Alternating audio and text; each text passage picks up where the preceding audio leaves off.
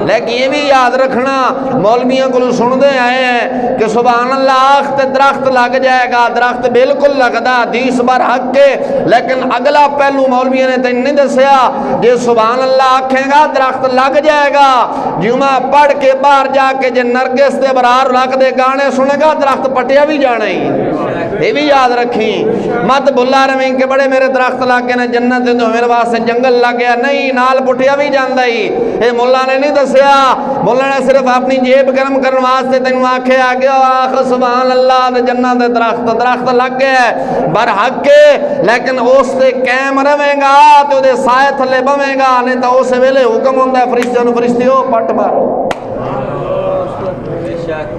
गल समझ आई? हाँ, मुल्ला को अद्धा बयान सुनाई ना ची तेन बुरा सुनावे, इस वास्ते असा ढिड की तमन्ना कदे नहीं की। असा हर वक्त ही खौफ रखने कि मौला मिंबर ते मुसल्ले दा वारिस बने सोने, कोई ऐसी गल साडे मुंह चों ना निकल जाए जिहदे पकड़ हो जाए। रसूलुल्लाह दा दीन सच्चा ही दसना है,